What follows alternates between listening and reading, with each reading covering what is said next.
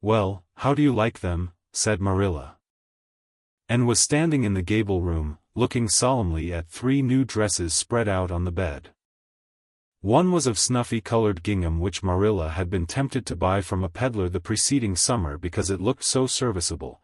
One was of black and white checkered sateen which she had picked up at a bargain counter in the winter, and one was a stiff print of an ugly blue shade which she had purchased that week at a Carmody store. She had made them up herself, and they were all made alike, plain skirts fulled tightly to plain waists, with sleeves as plain as waist and skirt and tight as sleeves could be. "I'll imagine that I like them," said Anne soberly. "I don't want you to imagine it," said Marilla, offended. "Oh, I can see you don't like the dresses. What is the matter with them? Aren't they neat and clean and new?" "Yes." "Then why don't you like them?" They're not pretty," said Anne reluctantly.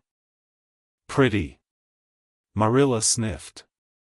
"I didn't trouble my head about getting pretty dresses for you. I don't believe in pampering vanity, and I'll tell you that right off. Those dresses are good, sensible, serviceable dresses, without any frills or furbelows about them, and they're all you'll get this summer. The brown gingham and the blue print will do you for school when you begin to go. The sateen is for church and Sunday school. I'll expect you to keep them neat and clean and not to tear them. I should think you'd be grateful to get most anything after those skimpy wincey things you've been wearing." "Oh, I am grateful," protested Anne. "But I'd be ever so much gratefuler if you'd made just one of them with puffed sleeves. Puffed sleeves are so fashionable now. It would give me such a thrill, Marilla, just to wear a dress with puffed sleeves." "Well, you'll have to do without your thrill. I hadn't any material to waste on puffed sleeves. I think they are ridiculous-looking things anyhow. I prefer the plain, sensible ones. But I'd rather look ridiculous when everybody else does than plain and sensible all by myself," persisted Anne mournfully. "Trust you for that. Well, hang those dresses carefully up in your closet, and then sit down and learn the Sunday school lesson. I got a quarterly from Mr. Bell for you and you'll go to Sunday school tomorrow," said Marilla, disappearing downstairs in high dudgeon. And clasped her hands and looked at the dresses. "I did hope there would be a white one with puffed sleeves," she whispered disconsolately. "I prayed for one, but I didn't much expect it on that account. I didn't suppose God would have time to bother about a little orphan girl's dress. I knew I'd just have to depend on Marilla for it." "Well, fortunately I can imagine that one of them is of snow-white muslin with lovely lace frills and 3 puffed sleeves." The next morning warnings of a sick headache prevented Marilla from going to Sunday school with Anne.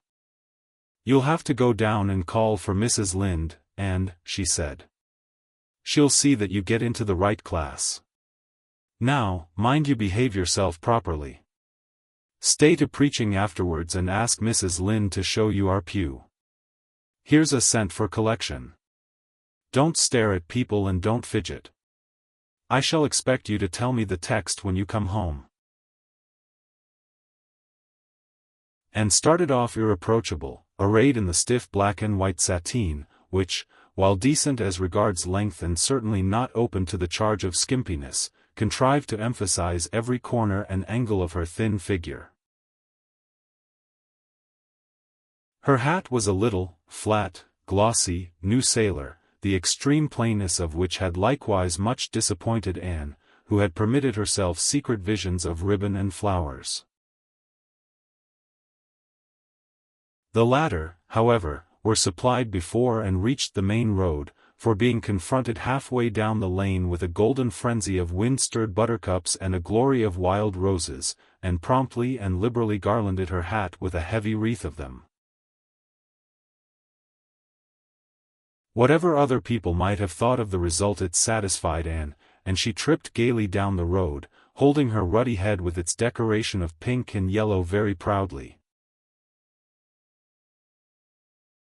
When she had reached Mrs. Lynde's house, she found that lady gone.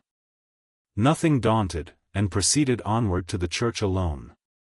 In the porch she found a crowd of little girls, all more or less gaily attired in whites and blues and pinks, and all staring with curious eyes at this stranger in their midst, with her extraordinary head adornment.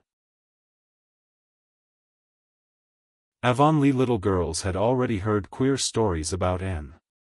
Mrs. Lynde said she had an awful temper. Jerry Buat, the hired boy at Green Gables, said she talked all the time to herself or to the trees and flowers like a crazy girl. They looked at her and whispered to each other behind their quarterlies. Nobody made any friendly advances, then or later on when the opening exercises were over, and Anne found herself in Miss Rogerson's class. Miss Rogerson was a middle-aged lady who had taught a Sunday school class for 20 years. Her method of teaching was to ask the printed questions from the quarterly and look sternly over its edge at the particular little girl she thought ought to answer the question. She looked very often at Anne, and Anne, thanks to Marilla's drilling, answered promptly, but it may be questioned if she understood very much about either question or answer. She did not think she liked Miss Rogerson, and she felt very miserable. Every other little girl in the class had puffed sleeves, and felt that life was really not worth living without puffed sleeves. "Well, how did you like Sunday school?"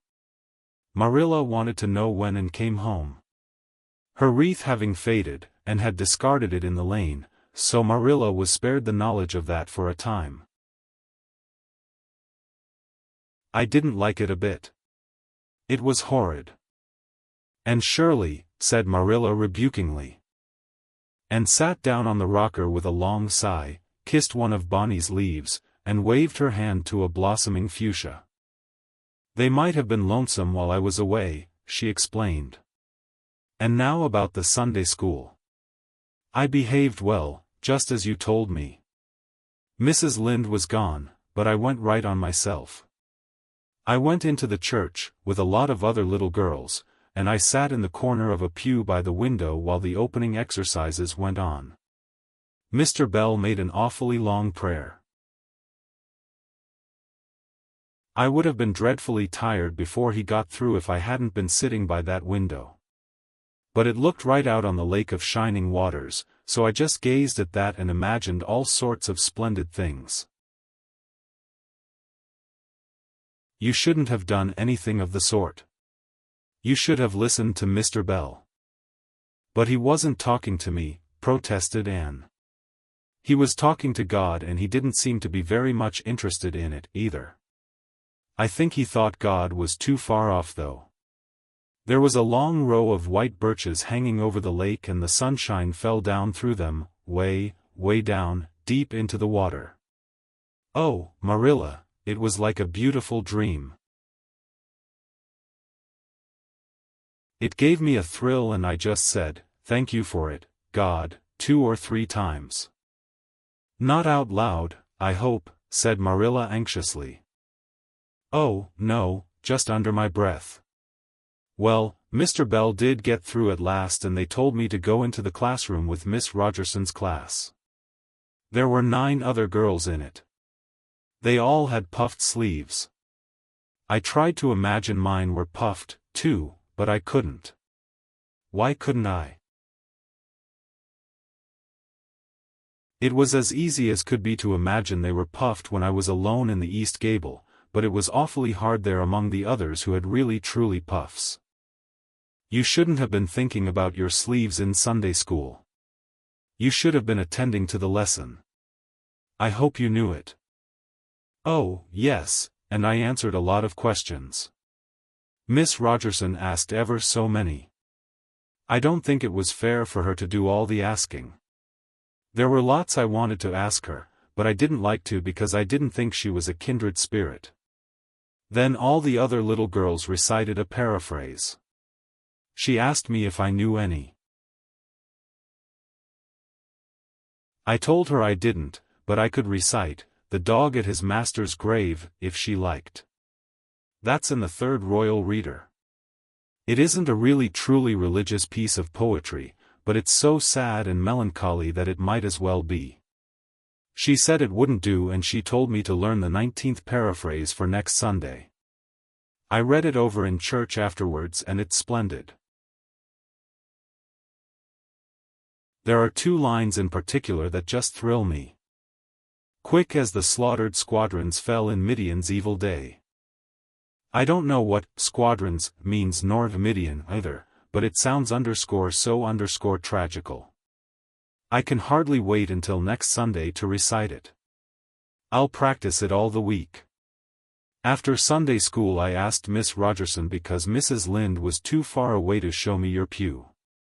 I sat just as still as I could, and the text was Revelations, 3rd chapter, 2nd and 3rd verses. It was a very long text. If I was a minister I'd pick the short, snappy ones. The sermon was awfully long, too. I suppose the minister had to match it to the text. I didn't think he was a bit interesting. The trouble with him seems to be that he hasn't enough imagination. I didn't listen to him very much. I just let my thoughts run, and I thought of the most surprising things. Marilla felt helplessly that all this should be sternly reproved, but she was hampered by the undeniable fact that some of the things Anne had said, especially about the minister's sermons and Mr. Bell's prayers, were what she herself had really thought deep down in her heart for years, but had never given expression to. It almost seemed to her that those secret, unuttered, critical thoughts had suddenly taken visible and accusing shape and form in the person of this outspoken morsel of neglected humanity.